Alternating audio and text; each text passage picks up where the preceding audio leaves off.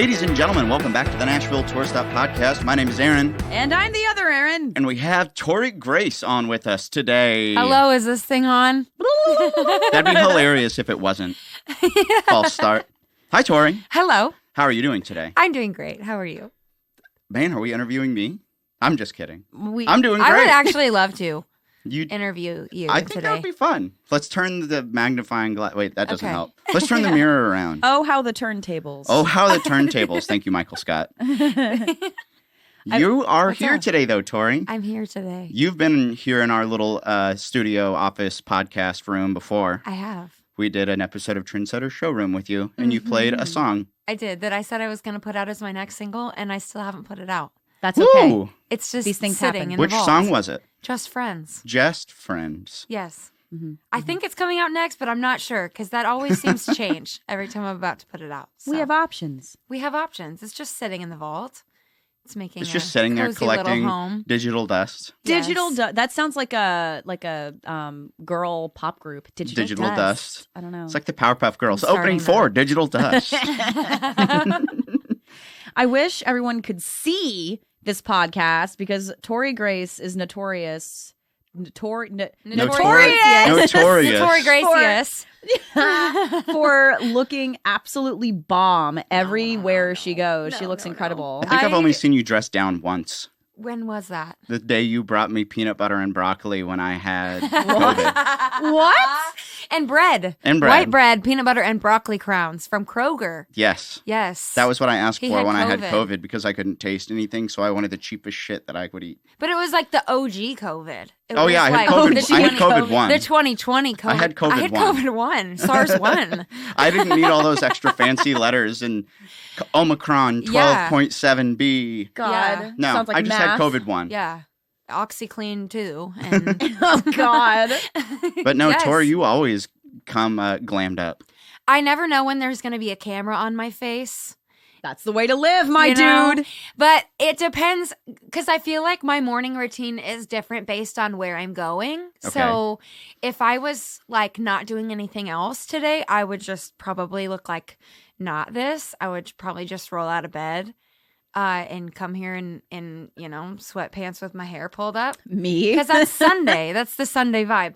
But I have a lot of gigs today, so I had to look ready to just go in case I run out of time. Where are you gigging today? Assembly, food hall.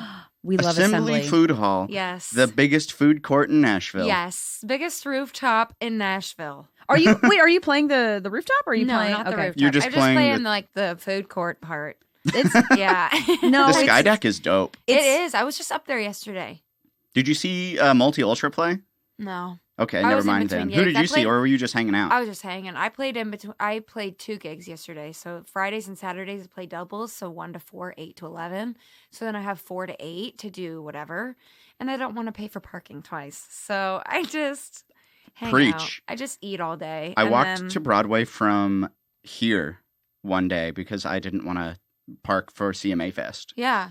And like, I don't blame you. even though it's we walked though it's a together. mile walk, it's fucking worth saving $45. Honestly, yeah. With the way that things were blocked off anyway, I ended up walking like a mile to all of my gigs during CMA. Have you ever Fest looked at the anyway. health app on your iPhone where it tells you how Yes. many steps you get? And it's silently judging you. And it's like, you only got 1,000 steps today. And you're like, hey, well, I got That was a lot 45,000 more. during CMA. I'm just Yeah. balancing it out. pool stop in that little radius at the Dive Motel. I walked 5 miles. Holy crap. But I also had my phone put down for like at least a Yeah, third I of didn't the carry day. my phone around the whole time. So I probably walked like 6 or 7 miles. I only Insane. got into the pool one time that entire day.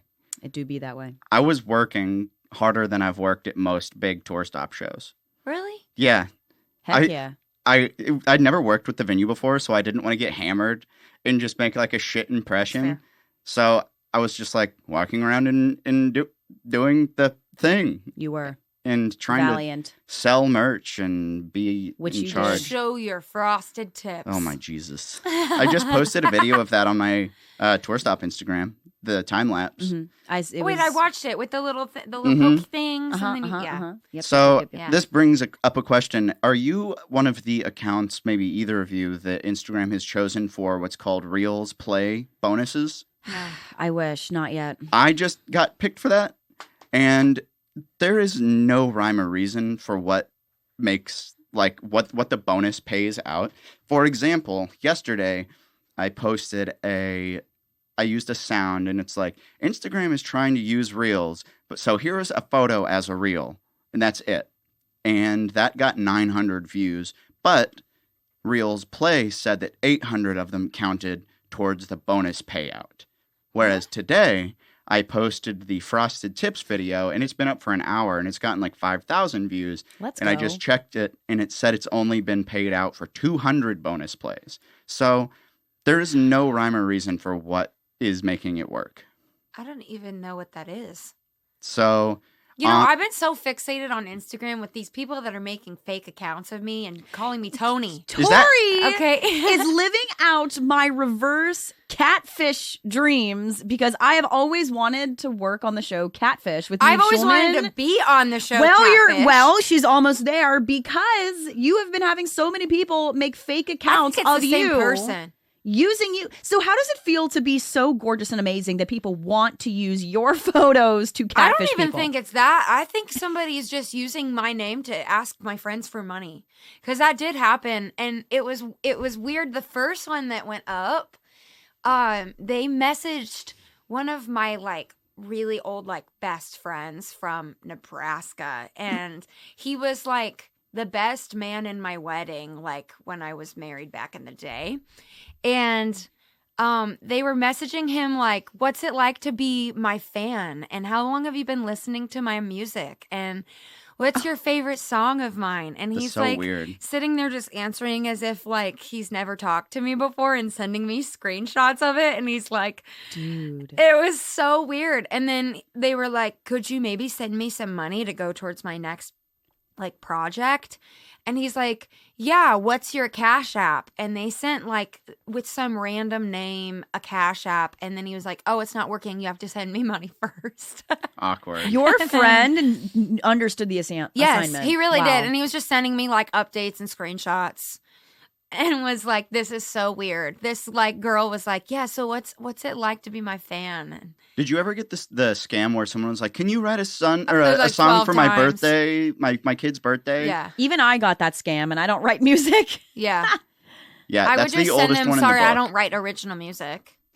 I write unoriginal music. But what's crazy is that everyone's like, oh, I would never fall for that. And then the number of times I've seen people like, so it got me, I'm an idiot. And I'm like, yes, you are. Yes, you are. Why would you send money to someone? It's just a completely out of this world thing. Like, and what sucks is that a lot of our friends don't know that they're getting scammed sometimes. Yeah. Mm-hmm. I remember the first time that of my knowledge that had happened to somebody that I knew. And I was like, okay, if you were the first person to get that message, you totally would have fallen for it. Like if I was the first person to get like a, hey, I'll pay you $500 to write a song. Because honestly, in the grand scheme of things, $500 isn't really that much money. It like You gotta in our offer like industry. a reasonable amount of money. Yeah. So, Yeah, I got that really early on before I'd started seeing it pop up.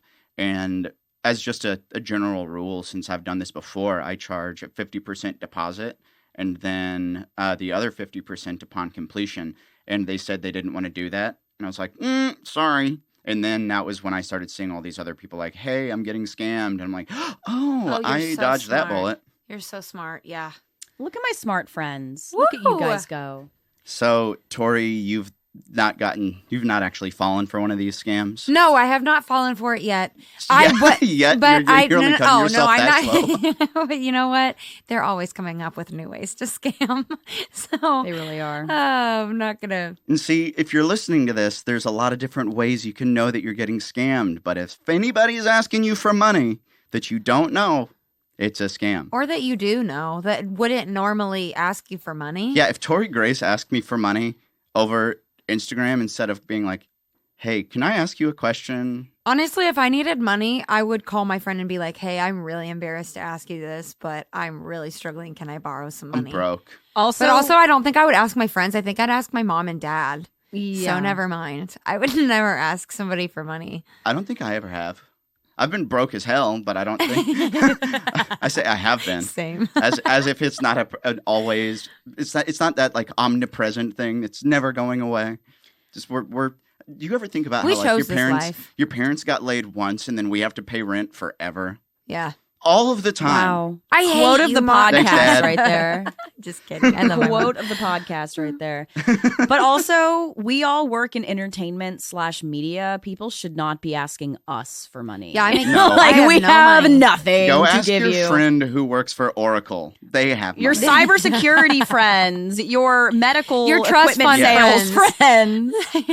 God. Yeah, back when I was in high school, a friend of mine went into a what's it called, like a technical school or a trade school or something, and the rest of us went to 4-year universities. And he graduated after 2 years with a tech school degree in MRI machine repair. And Wow. his first job out of college, he was 20, started him off at $165,000 Oh a year my fixing God. MRIs. And it's like, great, I make $850 at the Westlakes per hour. And it's just like when I see people making that kind of Sorry, money, Faith. it sounds fake. It's like when somebody asks you, "Oh, what would you do with $1 million?" I'm like, let's scale it down a little. Ask me what I'd do with 10 grand because I don't know how to spend $1 million. You can't see me on this podcast, but I have my mouth like open. Jaw dropped. Yeah. $165,000. It sounds like Monopoly money. Somebody Oh yeah. somebody I went to middle school with, who's my age, got married and bought a house with a pool in Northern Virginia, which is the second most expensive place to live next to literal like Los Angeles, California, by the age of 23. Why? How? I don't know why. even I why, wanna know just just how. What? Yeah. Where? When? Why? Like what? I don't even know. I was wow. I got married when I Speechless. was 19 and worked 2 jobs to keep a roof over our heads because my ex was a lazy piece of shit and didn't want to do anything. What would you do with $10,000 right now, Tory Grace? Because It's not like a change your life amount of money, but it's definitely like a cushion for like easy things. to be honest, if I had $10,000, I would pay off my credit card so that I can stop living in debt. Yeah, I know. I mean, that's what that kind of money is for. I'm really close to yeah. paying my credit card off. Come on. I'm like 1 month away from it. Let's I go. paid off my credit card a year and a half ago, and then I went through a breakup and had to buy a new place to live and had 2 of my tires pop and had to replace both of those and had no money. So You I were put it on talking a to the credit guy card. who's had so many I tires know. pop in this town. That was like a series Yes. for Oh a my while. God. That was like a weekly occurrence. You were Yes. like, I'm back at Discount Tire. Yes. Yep. By the time I'd only lived here 6 months, I think I'd had 2 flat tires, and then I had like 3 flat tires when I lived in Chattanooga. Yeah. Insane. The I'm starting roads to here think are somebody garbage. is just like, I'm going to go stick a nail in Eryn Schilb's tire while he's asleep tonight. I think that it's like a felony to repair potholes on the road without a permit or something like that. It's like it's illegal to do that because you have to be like certified to fix road shit. But it's like, oh well, they're not fixing any of the. I don't even want to call them potholes, Grand Canyons that are in all of the roads around here. And like, okay, so on 8th Avenue up here, I'd use that road to get to work every day. And they'd been doing a whole bunch of construction on, I would assume, the pipes underneath the roads. And they tore up like 1.5 miles of the road. And they've been putting those big steel platforms over it, just those suck. the big steel Those are grates. intense. One of them fell into one of the holes, and there was like a 4-foot drop into the road. And I called Nashville non-emergency police, and I got voicemail. No way. I got voicemail. Okay, so I have this friend that used to go around to potholes and spray paint penises into them so that this state would just like pay for them to get covered. That sounds good. Yeah, so maybe we should. Doing God's work. Yeah, Oh my suffering for the gospel. By yeah, spraying dicks onto things. yeah, just That That's the sounds like quote of the something that I could podcast. get behind. you honestly, yeah. So my friend and I decided that one of these days we were just gonna make a whole day of it and just go spray paint dicks into all of the potholes around town. Okay. Wow. No, the roads here are straight garbage. I know. year round too. And I know I've heard people from like Colorado saying it's like, oh, we have 2 seasons. We have winter and road repair. And I'm like, I've never heard that. You've never heard that? No. We don't have that. We have all of the seasons, and it's always And somehow no road road repair and somehow never road repair. All seasons sans road repair. Yes. Do you ever, when you hit a pothole, do you like, oh, I'm so sorry. You like yes. apologize to your car. I said ouch as if it hurts me personally. I'm Yes, like, Oh yes, ouch. sometimes it's painful. I said this for months. If I was still a news reporter, so if you are a local news reporter, if you're a news reporter in general, you have to go in every day with a story pitch, or sometimes like 3 story pitches. That's like a full-fledged idea with interviews lined up, whatever, to decide what you're going to do.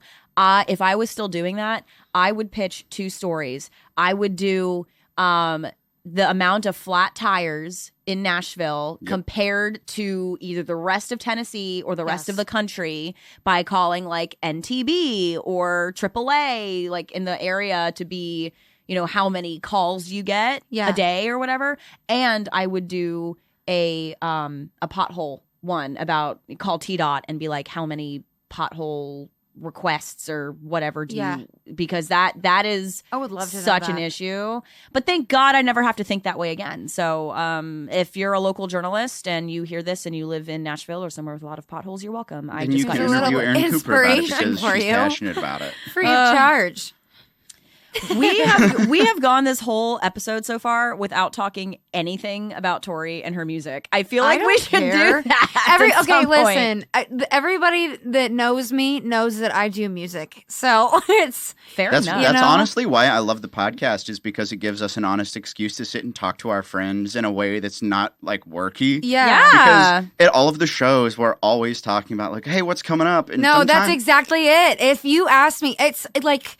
Ask me, like, what's coming up for Tory Grace? I'd be like, you already know I'm a musician. Obviously, I'm putting music out. Like, But that's like, not always true. That's not news. There's plenty Yeah, but I've already put music out, which means I'm inevitably going to be putting more music out. Like, duh. I'm a musician. I'm an artist. It'd be hilarious if you're like, I put out, got it from my mama, and now I'm done. Yeah. My one-hit wonder. Well, it's totally worth commending and pointing out that you, of the friends we have in the Tour Stop community, are one of the, if not the most consistent music putter outer that I see. And not only do you put out music consistently, each thing has a photo, each thing has a theme, each thing has a story, and you have a schedule, and that is really awesome. So yay. Thanks. Today on Kissing Tory Grace's Butt. Hey, you want me to fill it out for you? I am nothing if not a professional hype woman. So I'm gonna hire you to follow me around and make me feel good about myself. That's not the Isn't first that time. just what a personal assistant's for?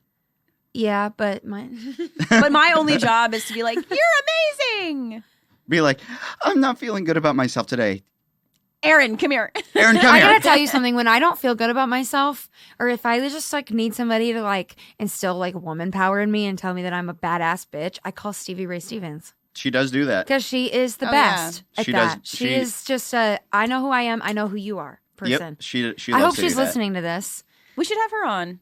Stevie Ray Stevens, if you're listening. This is your official invitation to be. There was a time in a past relationship of mine that I was just at the lowest of lows and was laying on the couch home alone, bawling my eyes out, and I was like, this is fucking stupid. I need to call Stevie.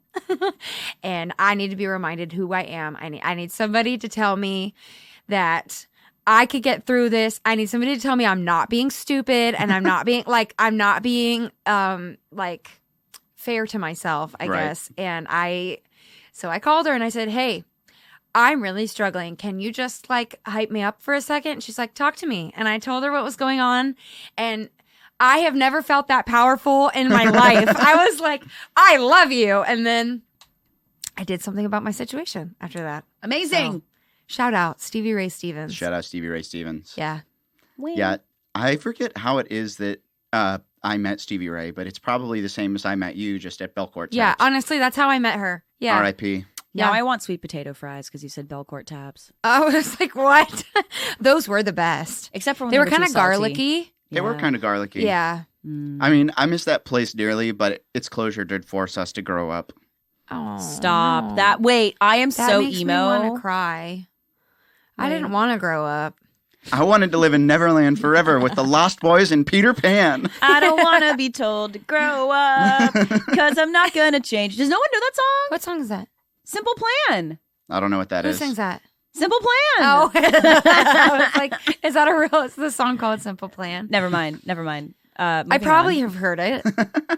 They do the What's New Scooby-Doo? Coming after you. We're gonna solve that mystery. No, we don't know that theme song either from What's New Scooby-Doo? A Simple Plan. All right, I give up on you people. Why aren't Okay. you a singer? What? You're just singing into the microphone? Oh, no one wants that. She's I've a definitely singer. heard worse singers at actual writers' rounds. Yes. Oh, wow. Wait. Yeah, Thanks, same. guys. I hate Plot saying twist. that, but it's true. And see, Plot I've twist. had to be the person to tell someone, like, don't quit your day job. Like, health insurance is pretty swag. Like, Yeah. There have been so many iconic quotes You on get this paid a episode. lot better than we do. yeah. It's like, you know how I just asked you for money? Don't want to flip the turntables. No, don't make them turntables turn again. Oh, how the turntables. Oh, how the turntables. I just thought of like there was like this vlog of the Jonas Brothers, and they said, "Oh, how the tables have turned," after they And it's literally like this table. picked up the table and turned it around. And they recreated the video 10 years later. Yes, There they it is. did. Shout out to the Jonas Brothers. Shout out to the They Jonas don't get Brothers. enough love. Actually, they probably do, but I love the Jonas Brothers. Do you have anything to say on the Jonas Brothers? This is me Eryn? outing myself. The Joe I Bros? love the Jonas Brothers. I mean, I remember the Joe Bros in their prime because that was They are still in their I go prime. way back I mean, to I Nick was Jonas older than- singing I'm "Time older for Me than to both of Fly." you. Okay, time for me to fly. the year 3000 was when they peaked. No. Yes. No. Will, our producer, is over there nodding his head. You know what? 3000? Like 2 months ago, I had a segment on my radio show where I did a whole thing about why Kevin Jonas is the most underrated Jonas brother. Yeah, And I had people call me and they were like, yes, I wrote a whole essay in college about why Kevin Jonas is the best Jonas brother. I want to read it. he's the Wait, so there's most Nick, like Kevin, level-headed. and I Joe. think Joe. And then there's the fourth one. Frankie, the bonus Frankie Jonas. Bonus Jonas. Okay, but now Frankie's like popped off on TikTok. Like Frankie is a celebrity of his own. He really is. He's hosting a show with Kevin on I think it's ABC or CBS. I think it's ABC. It's called Afterthought. what?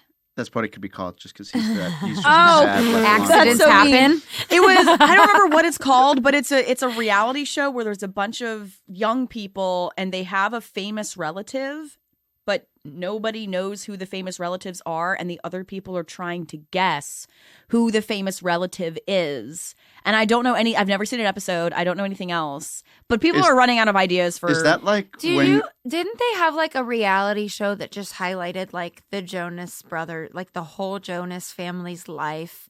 Oh, it was It something was like, like- Leave It to Jonas, but that It wa- wasn't what it was. And it was like, yeah, you know what I'm talking about? It Yeah. wasn't like the TV show on Disney. No, it was like it was a show about Kevin and Danielle being married. having marital issues, and they just like highlighted highlighted the worst of their relationship, how they were always fighting. Well, it's because what the people wanted to see. because nobody wants to watch TV of people getting People along. just wanted to hate Kevin even more.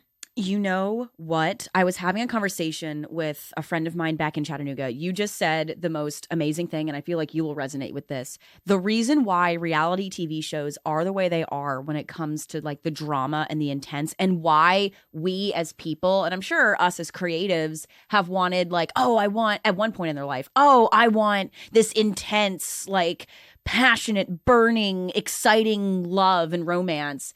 Because no one wants to think about or watch the actual peaceful, like, oh yeah, everything's fine, everything's neutral. Yeah, we're just eating a pizza, watching The Bachelor. Yeah, like I no was one. just thinking about The Bachelorette in my head Yes. Maybe while it's you were talking. maybe it's us. Have Maybe you guys- maybe me and you are destined to be together forever. Yeah, That's why you got me the chicken nugget necklace. that's it. Me and Wow. Eryn Schilb. Yes, You heard it here first, folks. your name would TG be Taryn A Schilb or for Ev. for Ev. We need to carve it into a tree now. Hey, let's take a quick commercial break and we'll come right back with the Nashville Tour Stop Podcast.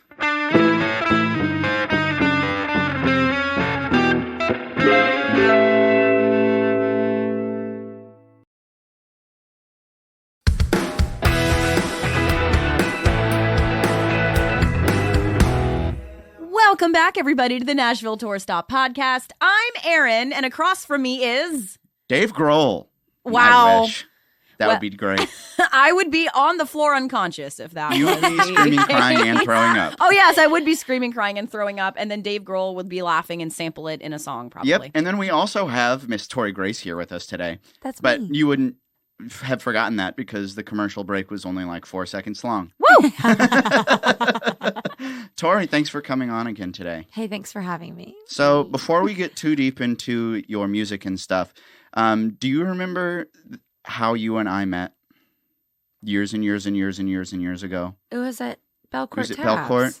But do you remember the circumstances of us meeting, or was it just one of those, we're just drunk here at the same bar? We met on the day that I played Nashville Tour Stop for the first time. Really? Yes.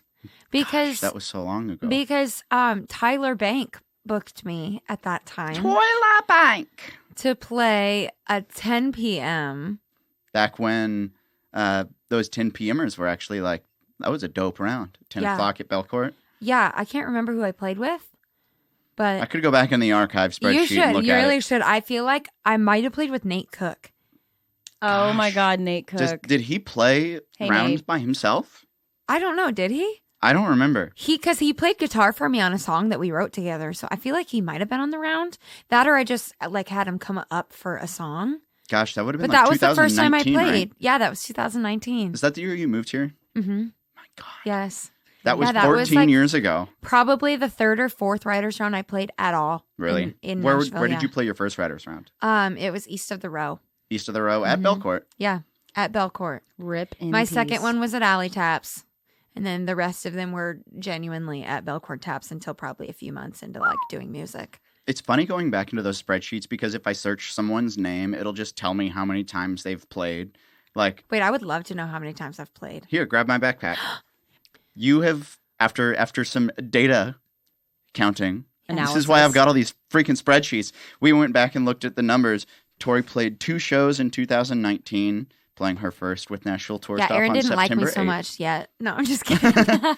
She played 9 times in 2020, which seems like not that many, but I guess back then you were still staying pretty at home with COVID and everything, right?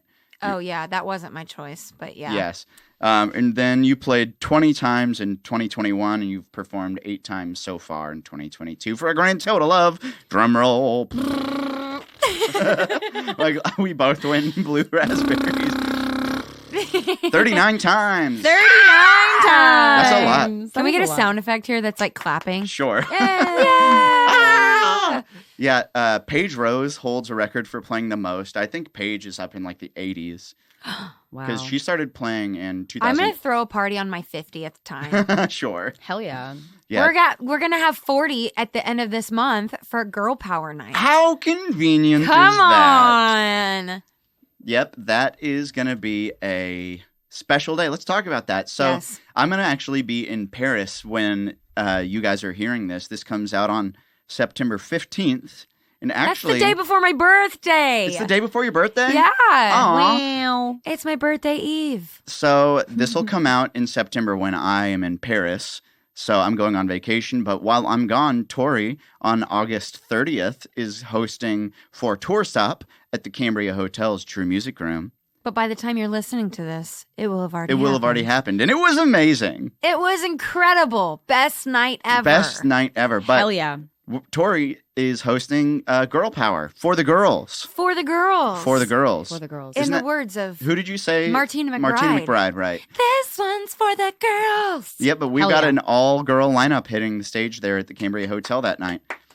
And see, I love that we do stuff like that because I have seen people, and girls specifically, obviously, complaining on social media about how not enough rounds do like all-girl lineups. And I'm like, I do this all of the time. Yeah, you do. I do this all You of the do time. more than most. Yeah, because honestly, there's enough country bro hams. Well, the thing is, you can go to any writer's round if you want to hear boys' night. Like, you can, it's literally all boys with like 2 girls. Yep. All of them. I feel like I'm the opposite of that sometimes. I want you both to know that of the filming, see, TV brain, of the recording of this podcast, which we're doing in late August, Right. 9 years ago last week was the first time bro country was used. The word bro country was used. Really? Bro country has been around for 9 years, since 2013. Who was it referring to? Oh, FGL? I would love I don't. to know. I had the I would love statistic. to know I talked who it about was it on my referring radio to. show because we're in Nashville. I was like, haha, it's the 9-year anniversary of bro country being spoken into existence. Who do you think the most bro country artist is?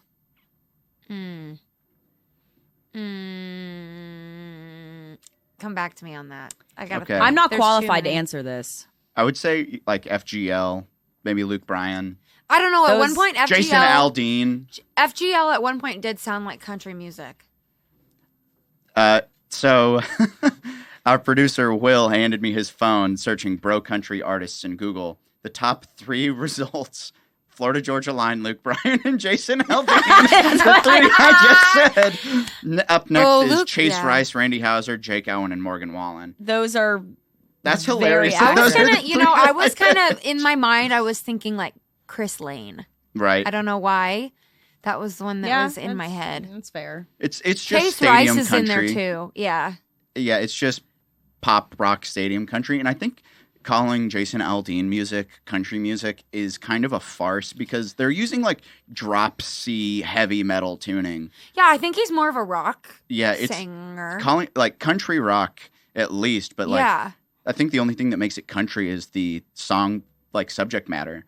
Because if you listen to it, it sounds like Nickelback. It's just like See, that's why I don't think that Jason Aldean is like bro country, because I feel like bro country is just all the same, like long tan leg, you know, Yeah. big pickup truck. I like my truck, and my grandpa's dead, and you know, I shot my dog, and you know, like it's all the same. I would Oh, love to hear God. you do like a full song as a bro country artist. Wait, there's I an wrote idea. a few. I've written a few. There's an idea. Well, I don't know. I don't want anyone to feel bad, but y'all should do like not a comedy round, but like where everyone pretends to do bro country and like dresses up. I mean, that's what my How to Write a Country Song is for. Yeah. That's exactly what that is. Yeah. It's just I'm making fun of bro country, and then I drink I beer, literally I list. sit on my tailgate, and Yeah, I love sang my that a couple of days grandpa. ago at Cambria Hotel, and one of the bartenders, Kevin, came up to me and he goes, "You remember that band from the '90s, the Crash Test Dummies?" He goes, "You sing like that guy," and I was like, "What?" He goes, "You gotta start it low." He's like, "You sing the same as a '90s like grunge band." I'm like, Oh my "Oh, wow. so that is the voice." Kind of down here like this, but you add a little bit of a twang so you know that you're a country fella. Yeehaw. I'm going to do the rest of the episode with this voice please. and this cadence. Oh dear.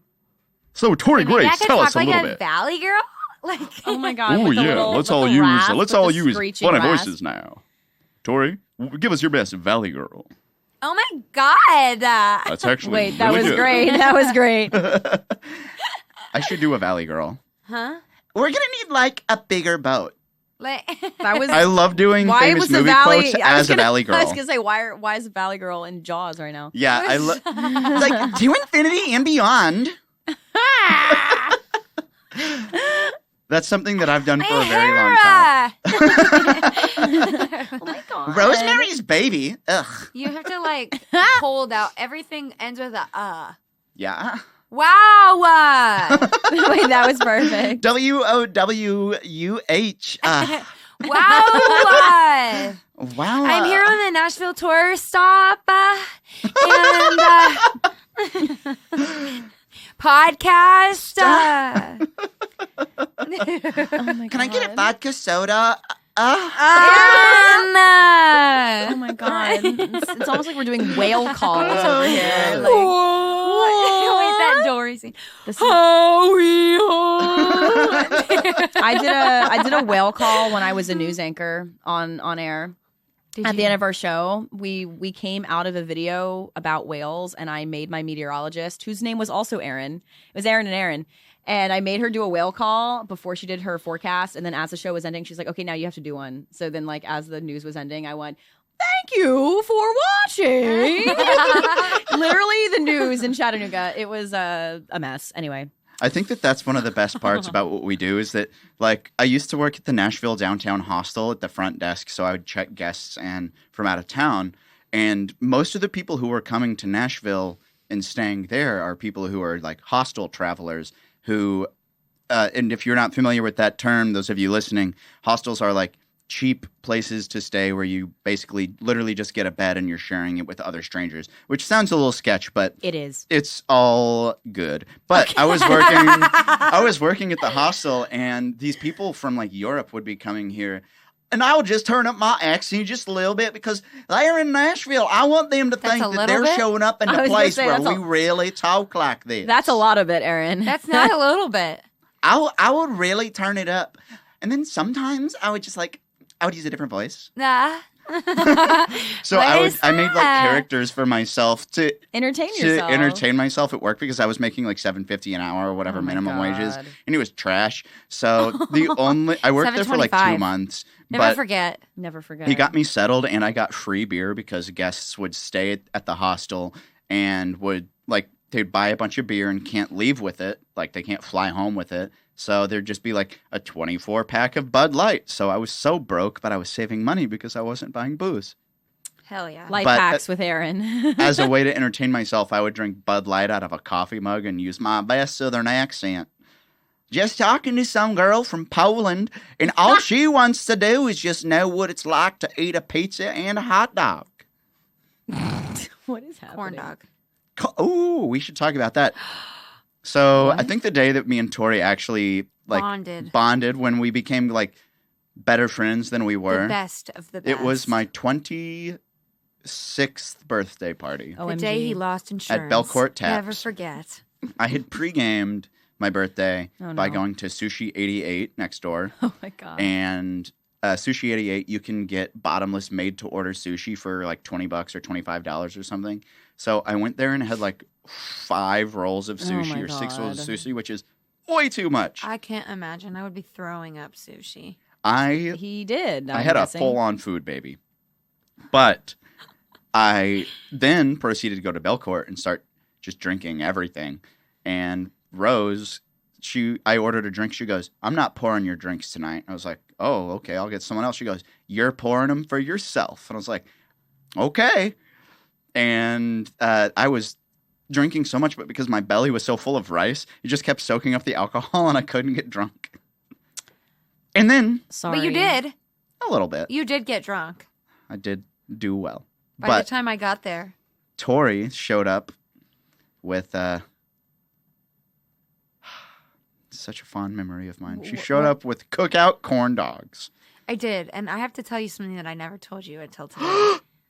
Give it to me. Give it to Oh me. my Give it God. to My me. car got rear-ended in the drive-through of that cookout. What? Getting You that see corn dog? You see that bump in the back? You'll see it. You'll never unsee it now. There is like a dent in the back of my car. It's bad. And somebody hit me in the drive-through. All Cookout. because you went to Getting those corn dogs for you. That was a great night. I never fixed it. That's all I got from It's it. It was still a great there. night. But the best part of it is that I walked in because we had talked, I think, previously about how we both loved cookout, and you were like the corn dogs, man. The corn dogs. Corn dogs are He was told me the like his best. whole was like a tray with like the nuggets and a corn dog Oh, yeah. and the double whatever. Like you had a whole regular order from cookout that you always got. And I was like, I've never had the corn dogs at Never had. cookout, and you were like, you have to get the corn dogs at cookout. Those are the best part because you were like, I have 6 of them or whatever. You get like 6 corn dogs. So then on his birthday, I went and got him like 3 corn dogs. Yep. And I brought them with me to Belcourt where everybody was. I didn't know everybody was there. I knew you were just hanging out there. And I walked in, and as I was walking around, he was like fixated on like something in front of him. And everybody was like, "Is that what we think it is?" And I was like, "It's a corn dog." And they were like, "He literally just said that he was hungry for a cookout corn dog. And now you're just magically arriving to Belcourt with a corn dog from cookout without my even." They were God. like, "Did he text you and tell you he wanted one?" And I was like, "No, this was my plan all along, to show up with a cookout corn dog." I don't know if I even have then that I picture handed it- anywhere on my phone. Oh, Do you I think bet. you have I it? feel like Tyler probably has it. Tyler Bank or Drea Gordon has it. One of the two. Aw. Yeah. So The he look was on my like, face this what I just think it is? pure joy. It is just He pure opened it. joy. He's like, Aw. it was the cutest thing ever. Best day ever. It's the little things. It is the little things. And see, you can go to Cookout and get the junior tray with the main course of 2 Cookout corn dogs. With then you get 2 sides, which can also be 2 Yes, more that corn was dogs. what you did. Yep. You were So like, you can he get was 4 like, corn dogs I had for 4 like corn $5 dogs. or something. Oh my God. What a steal. Oh my Yeah. God, it's amazing. It's a great The way to get best. early onset diabetes, but You heard I it know here what I know first, I know folks. what my future is headed towards. It's fine. Same. Ah, gosh. I Well, love Tory, candy. we've been talking a lot of bullshit this entire time. Let's talk a little bit about what you do here in Nashville. And you're full time with music, right? I am. That is for a lot of people like you fucking made it. We did it. You did it. This We is, did it, Joe. Yeah. So I know some of the places that you play on a regular basis, but where are some of your favorite spots to go gig? The 2 most frequent spots that I play right now, and I hope that never changes, are Assembly Food Hall. I love playing there, and the True Room. The True Room. I love playing the True Room at the Cambria. That is Yay! that is one of the best places to play. Casey and Kevin and Drake, all of they're all amazing, and it's a good vibe. And the Assembly Food Hall. How do you feel about the hustle and bustle of that? Do you have like a good connection with the people there, or is it more just like passive, like your ambiance for them? no, it's great. Okay, cool. Yeah, it's awesome. Are you talking the staff or like the people that The come people in who are and there listen? watching you. Both, honestly. Okay, What great. I love about Assembly Food Hall is everybody that works there is so friendly It's cool. and so helpful. It's like a big community of people. Everybody loves their job there. So it makes it Aw. really enjoyable to be there and be around those people. And then the people that come through are coming off of Broadway, so they're really looking for like live music to listen to.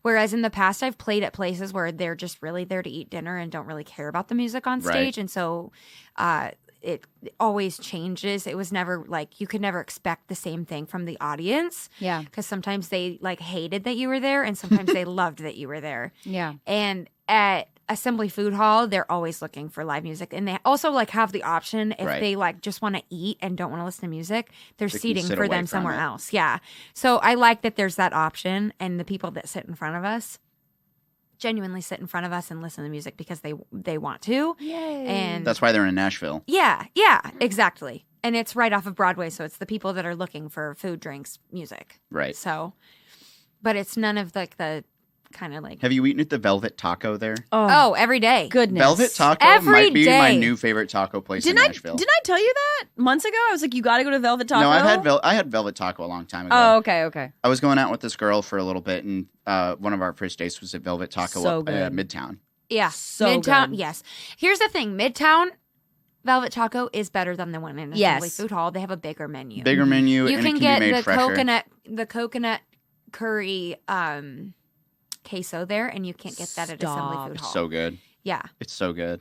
I know where I'm going after that one's this. good. Yeah, Honestly, it sounds pretty great. Yeah. it's so good. Also, It's the best. what you just said about the venues that you play regularly, it's obviously a lot of people that don't live in Nashville go to places where people play music in Nashville, but you Yeah. are consistently, the places you are going is literally where people that don't live here are going. People Yeah. that don't live here are going to Assembly Food Hall before and after they go to Broadway. Yes. People that are at the True Room are people staying in a hotel Yes. because they don't live here. So you are expanding. And a lot of them, because the Cambria is more of like a high class place to stay. It's Right. it's It's not like you're playing at a on garden the inn. higher end. Yeah, it's like the higher end of hotels Yeah. in Nashville, and so a lot of them are here for business. A lot Yeah. of them are here. Some of them sometimes are here for like music industry stuff. So Yeah. Right. it's a good position to be in. You're singing for business people that want to listen to your music, or You're it's expanding your audience out from Nashville, from Yeah. people from all over the country and the world, which is Yeah. really awesome. So let's keep hyping up the True Room. good. Come on. Casey, if you're listening to this, honestly, I We love guarantee you, you. Casey We will love listen to this. you. Hi, Casey. Hi, Casey. Love Hi, your Casey. face. But we're actually going to be moving weekly there because we've been every other week since we Yay! started back in November of last year. But by mid-September, probably definitely October, we'll be there every week. Yay! And it's exciting. it's just because like that room is working so well for the hotel, and honestly, performers, Tory's a great example of it, love playing there. I love playing there. The stools on stage are like freaking thrones. My ass has never felt better. Oh my God. I mean, some of these chairs and stools that we sit on for writers' rounds make us beg for scoliosis. I've never heard that series of words before. Wow. But the ones at the True Room, I mean, I don't have a big booty. I don't have a big fat ass. Are you sure? No. Oh, let's do an honest inspection right now. Just kidding. But they're so big, they're so comfortable, and that's just one of the reasons why it's honestly one of the more like developing rooms, is just because the people who work there give a shit. Yeah. And I know that we've all played at these places. What a novel idea. Well, I think it's also that like there's always an audience of people that aren't like at every single show, because that's kind Right. of the thing about most writers rounds here in town is the room is really full of all your friends and people who already know your music. And when you do a writers round at the Cambria Hotel, like in the True Room, it is people that are staying at the hotel and a few token people that come like to like support Nashville Tour Stop and see their friends play. But it expands the audience for songwriters. Right. People like these people don't even know. A lot of people who come into town as tourists or for business trips don't realize that there's original music to go be heard. Right. Like they don't know about writers rounds. That's one thing So- I've been making a point to do every now and then, and honestly, every hour at those writers' rounds at True is introduce what a writers' round Yeah. is. Because so many people are like, "Oh, are they a band?" And I'm like, "No." Right. It's like, no, they're not a band, but they might know each other's songs. They might sing harmony, but they're not a band. They're Yeah. all their own individual people writing their own songs. Yeah, it also gives artists who are playing in the writers' round an opportunity to make a little bit of an income, like Right. make a little, because when people who are listening for the first time are there, they see that there's a tip jar there, and they're like, "Oh, I want to donate to these artists," because they realize like, "Oh, these people aren't really getting paid to do this. Right. They're doing this they're taking out of their own day, out of their own schedule to come and play original music." And it's refreshing. Like, it's not about money. It's never been about money, because if it was, none of us would be doing music for a living. Right. You know, we don't make enough money Amen. for it to be about The conversation we had earlier about being broke all Don't the ask time. us but for it's money. refreshing. Exactly. But it's refreshing because it gives songwriters an opportunity to feel a little important when somebody like When hears someone your throws a original 20 music into and that jar. wants to tip you for playing songs that you wrote about your life. Right. It feels good to be appreciated in that way, and you don't get that at a lot of writers' rounds in town because they're all just your friends and colleagues. And That's an important distinction to make between writers' rounds at like the True Room and Broadway. Yeah. Because on Broadway, people are tipping for sure. Yeah. But they're tipping to party. Yeah. They're not tipping They're tipping necessarily for Country because Girl, they care. Shake It For Me. They're Yeah. not Exactly. You know, and as soon as you play an original song on Broadway, you lose the entire crowd. And They I don't want to speak- hear it. I speak from experience. Like I have tried to put my original music, because why am I up there singing Redneck Woman and no shade, you know, like no shade. hate. Yeah, no hate to like those people who put out those songs. Obviously they're iconic and they've done something in the music industry, but it's like I didn't move here to be a jukebox. I didn't move here to and quit my full-time jobs to sing other people's songs for a living. I want to tell my story and sing my songs. And yes, I do sing other people's songs for a living at my other like gigs, but it's ultimately like with the goal that I can afford from those tips and from those donations and the base pays and whatever to put out my music and start that Right. chapter of my life. Do you ever feel like people on Broadway do want to hear music, but you don't want to do it because you know you'll lose the audience? Like, if there's one person who's like, hey, here's a 20, play one of your songs, are you hesitant towards doing that, knowing that some of the other people in the room probably don't want to hear that? Yeah, but I do it anyway, because if somebody puts a 20 in the tip bucket and says, I want to hear original music, then I'm like, that's amazing. Like, Great. thank you so much. And you cater to that one person because maybe you, like, help that one person. Yep, in then the it's room. like, thank you, I hope you like this one song, come see me tomorrow at this place where you can hear Yes. more of my yeah, stuff. exactly. Yeah, it really is also about, like, how you present it. Instead Right. of just being like, hey, like, here's an original song. I kind of try to make an effort to be like, hey, do you guys mind if I play an original song? Because if there's like a good response to it, if you ask them first, then they're like, yeah, and then they'll hype you up a little bit. But if you're just like, here's an original song, then they're just like, I don't care, I can't sing along to this. Right. You know? I think it's all about kind of how you present it to the audience. But even then, even when they're like, yeah, we're cool with that, go ahead, they're still like, wait, this kind of blows. Like, this isn't Morgan Wallen. Like, but it's okay. I mean, there's a time and a place for it, I guess. It's Broadway. People don't go to Broadway to listen to you sing your songs. They go to Broadway to get drunk and that's the cry end of to the cover sentence. me up. Like, Yeah. Well, one day, very soon, Tory Grace, you are going to be the person that people are singing the song to on Broadway. Well, I hope and so. you are going to be the other person's song that people are singing. that would be cool. That would be really cool. Someone's going to request the new single from Tory Can Grace. you sing someone better? Hell if I knew. So that's a great segue. You have a new single came out a week ago from when we're recording this, but it'll be about a month from when this episode is out. It will have been in the world. Hell if I knew. Yes. Tell us about that. When did you write this song? Okay, so this is actually the first song that I like the writing and turnaround time for the recording was the fastest. Like, I wrote the song. I took a month off of writing in July. I was really depressed and really just I felt like I was overworking myself, and I just needed to take a break. So this was the last song I wrote before I took that break. And it was also like the first song I'd written in a while. In June, I took like a couple weeks off and then decided I was going to take all of July off. So I had taken like 2 weeks off. I wrote this song with Chris Sly and Mary Cutter.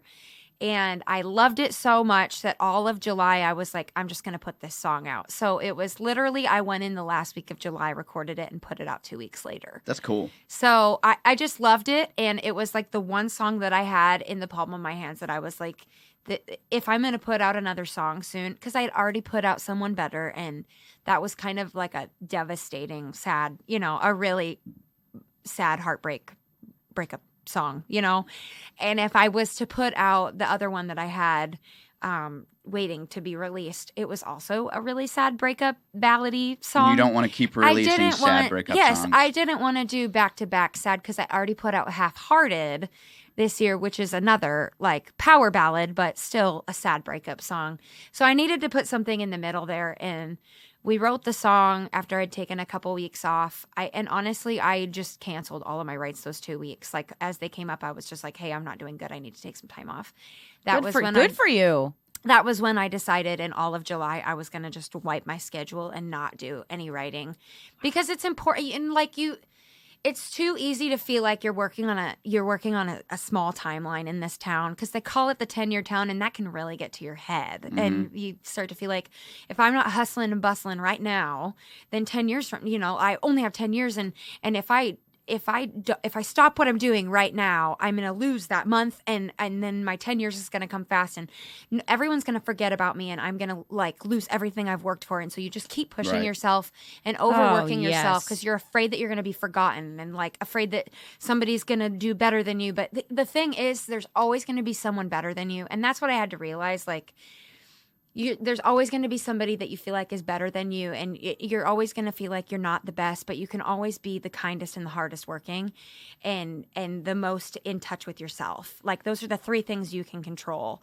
And so I just realized, like, maybe part of being the hardest working is realizing when you need to take a break. And I literally just wrote it down, the importance of taking a break. Literally. Yes. Everything you just said is resonating so deeply with me, because before we even started this episode, I was telling Eryn how for the last 13 months that I've lived here, I've basically worked 3 to 4 jobs constantly. I'm always working, and I love it, and it brings me joy.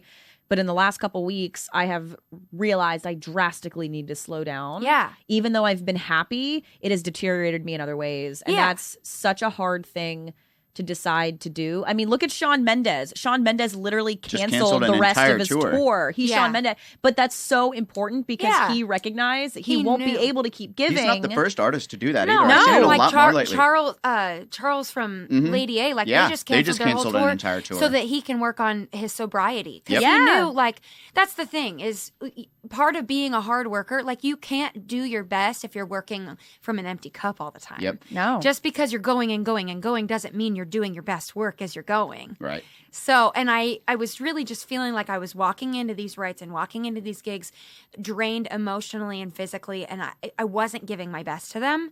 And that was when I realized, like, I really am, I'm walking out of these rights feeling like I'm a failure because I'm not able to, like, do my best for these people that I'm working with. I'm wasting their time. I'm wasting my time.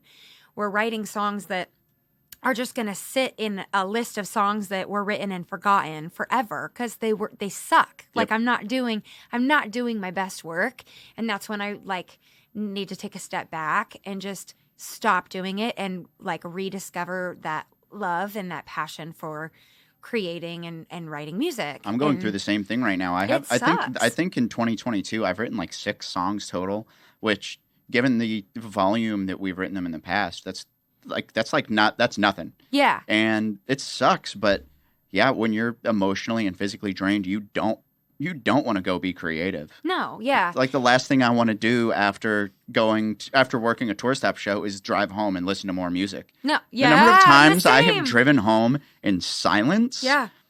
Almost every day, because like you're overstimulated by the same thing, and if you keep stimulating that thing, you don't get to rest. Yeah. Just like if you go to the gym every day, can't be leg day. Yeah. Oh, God. Leg day. Preach. So what do you do to unwind? What like helps you recoup? Huh. It's kind of. Eryn Cooper. Sorry. Okay. Anyway, Wait, you should start a series of that called Recoup. but I don't recoup, so Okay, but I you need need to work on it. But that's the thing is you need to. Okay.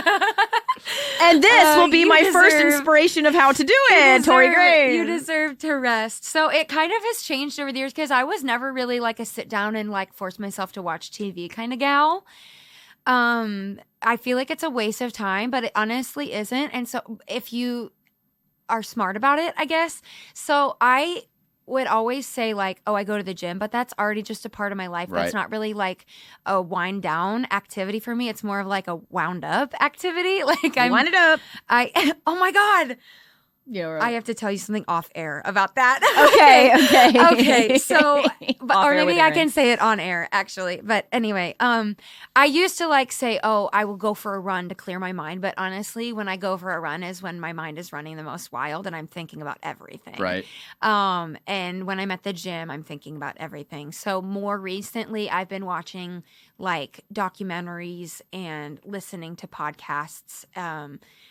And it sounds silly, but Call Her Daddy is my favorite podcast. And it It's a used really to be popular very, it used to be very like kinky and like sexual. And now she talks to people about real life, like mental health Right. and like she doesn't really talk about sex anymore, but she like it's really educational now, and I love listening to her talk to other women and like hearing other people's stories, and it's a good way for me to take the focus off of my life and like what's going on in my world, and just listen to somebody else talk about theirs. So like this Shania Twain documentary, I just watched it the other day. It's awesome. I need to see it. It's I need awesome. to Is see it it. called Let's Go Songwriters- Girls? It should have been. It's on Netflix. This is not a paid ad, but go listen, go watch. I think that's I something watched that- a documentary called "I Just Killed My Dad." Okay. Oh wow. It was incredibly. Did you watch it? Wait, it's incredibly I interesting. just started it. I need to keep watching it. Keep Okay. watching it. Yes. I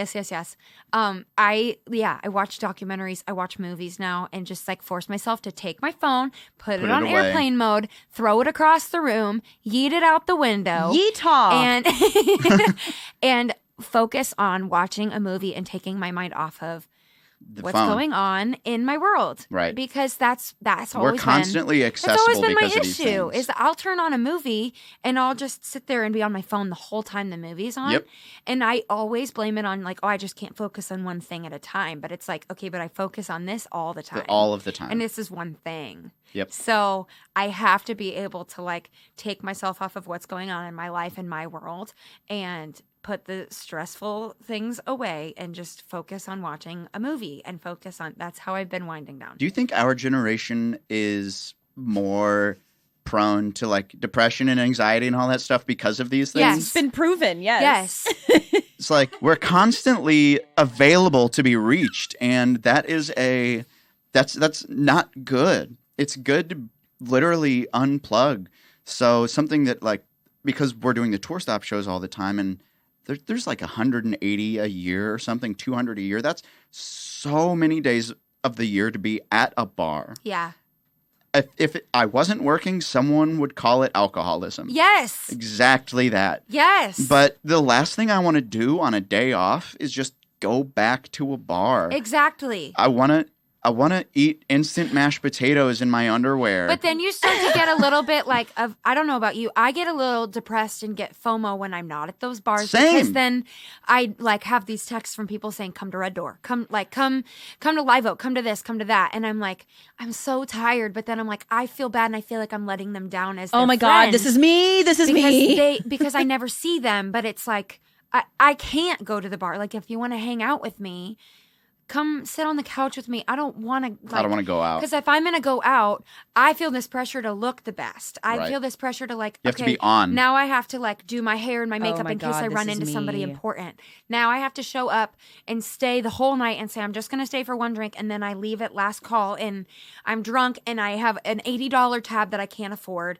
And I'm going to wake up with anxiety and like, Dude, this it's just this spiral. It's just a spiral and it's ongoing. Like, Yeah, it's one of those things where, I mean, alcohol is literally a depressing agent, and then you drink because you're sad, and Stop. then you're like, oh, well, this thing is making me sadder, and I understand a lot better why some people go through, or I say go through, why they choose sobriety is because it literally makes them not feel sad.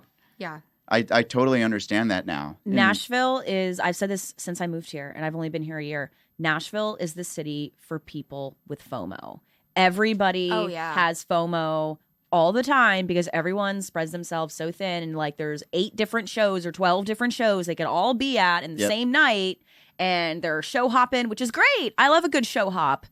But it's constant. I always feel like I'm letting people down when I don't show up. Now that I have my new night show and I can't come to show, that's like the one thing that's really hard about it Yeah. is I can't come support you guys as much as I'd like. Right. And I'm like, I'm missing it. I'm letting people down. Yes. But then you also, as an artist, like I struggle with feeling like if I don't show up to everybody else's stuff, how can I expect them to show up to mine? Right. But I've said that exact thing. It's so hard because it's like sometimes I have to draw that boundary and say like I'm too tired and too worn down to go to all of these shows because of my schedule, how it is already. I put myself and my music and my career first. And that's for the first time in my whole life that like I've Wow. taken care of myself first. I think that our generation is becoming that, like, the workplace is changing and our approach towards work is changing because we understand better than I think our parents' generations did. Like, oh, I'm not just having a bad day. Like, this is clinical depression we're Yeah. talking about, stuff like that. And it's like the importance of drawing that line will help create the barrier between like, oh, I'm sad and this is what depression is. Yeah. But then I feel horrible asking people to come to my stuff. Yep. Because I'm like, I don't come to your stuff. And it's not because I don't want to hear you and I don't want to support you.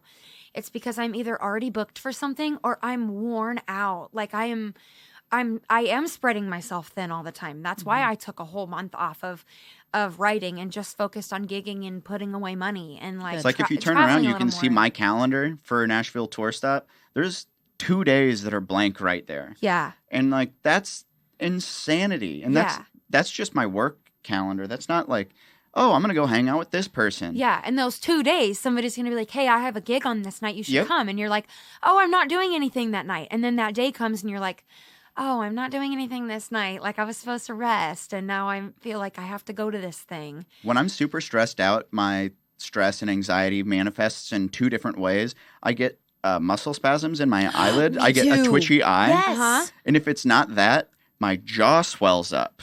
Not because I grind my teeth at night. Mhm. And that's the one that I'm going through right now. So, like, I can't touch my molars on the left side together. I can't chew food. Oh my And it's gosh. because I've just been so stressed to Wow. go. I like bite the side of my tongue, and I have like Really? sores all the way up my tongue right now. I catch myself like chewing on my cheek Mhm. all the time. Mhm. It's like a nervous tick. So you said wind it up. That's exactly. Okay. You knew exactly what I was quoting. Okay, yes. So there's this Eryn. girl on TikTok. Up top, Girl Scout. There's this girl on TikTok, and she has Tourette's, and she like all of her TikToks are just her like insane like tick episodes. Like they just like they're insane. Okay, It's like, very severe Tourette's. Yes. And she is so funny. And like, I don't know if she's trying to be funny.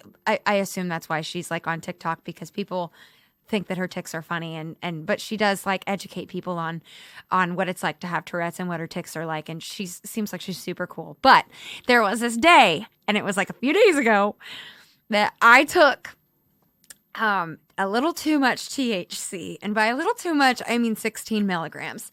And I was laying in bed, and it hit me like a ton of bricks, and I couldn't stop twitching. I was shaking and I was twitching.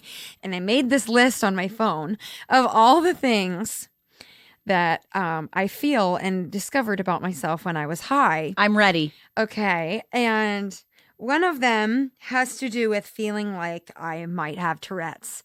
And when I reflected on that, I realized it's because I watched too many of her videos on TikTok. Because once I start, I just have to I have to look at them all, because she's just so entertaining. So the list says, things I notice about myself when I'm high. I'm pleasantly surprised that I formed such full, coherent sentences when I was as high as I was, because I was unwell. But the first thing on the list is I eat pretzels with my head against my pillow in bed, simply because I like the feeling of the crunch in my face. I twitch a lot and shake uncontrollably, and I can't stop thinking about the likelihood of coming down with Tourette's syndrome. There it is. Oh my God. There it is. My mouth feels fuzzy. I say that Number one a 3. lot. I hate this. That's number 4. Number 5 is, oh my God, I just listened to myself singing online, and now I can't decide if I'm fucking atrocious or incredible. Wow. The last one is, I ate all my damn pretzels, and it has an angry emoji. That list deserves to be framed and put in the Frist Art Museum. Yeah. I know that I'm high as soon as my nose starts to itch really bad. Oh no. I can't stop doing like I can't stop fussing with it. I know I'm high when I feel like the world looks like that filter that used to be on iPhoto on your laptop, the iMovie thing. Oh, the and it's photo like booth. the photo booth, and it's like the circle, and then like the big fade out. You know what I'm talking about? Like there's like the circle for your Yes. face and the focus, and then like just it blurs out from there. Wild. That's what my life feels like when I'm that high. When you're stony that baloney? was the highest I've ever been in my life. And Stony baloney. Well, didn't mean for that Tory, to tell happen. us what's coming up for you. Segue. Music. And roll credits. Thank you for. If you want to hear Tory do a song called Just Friends, she was on, was it our second or third episode of Second. Trendsetters I think it was the Showroom? Yeah. You can find that on Instagram or on YouTube. It's Go watch wonderful. Tory's interview there. And That was supposed to be my next single at that time. And it'll be one of the next singles. it will come out. It's going to come out before the end of this year. Okay, It great. might be the next one. But I don't want to promise that it's the next one because, you know, something always happens. It was Something supposed to always be my next single at that time. And then someone better blew up on TikTok. And, you know, then you start to feel like, okay, well, being an artist is actually about algorithm and Right. and numbers and catering to what everybody else wants. Roll your eyes. I hate it. I think we all saw Gag that in my post mouth. a couple of days ago that's like, artists are told to become masters of like the algorithm or something instead of masters of their craft. And that's true. It's like we're just chasing a number of plays that means fucking nothing. And it's like this fantastic song that you wrote might be watched 100 times, but some dude getting railroaded by falling off of his skateboard gets 10 million views. Like, it's stupid that that's kind of the world that we're living in. Yeah. And I think what happened with Someone Better too, like, kind of proved to me that I shouldn't just listen to what TikTok wants, like listen to the numbers and like pay attention to like the algorithm type of thing, because that song hit 1.5 million on TikTok. I had 50,000 pre-saves. And that song has 30,000 streams on Spotify. So that means that everybody who pre-saved it didn't even listen to it. Wow. Right. That's completely backwards. It's so annoying. And this audio of the TikTok, because it went viral 5 days before it came out. Like I put it out and it hit like 300,000 or whatever.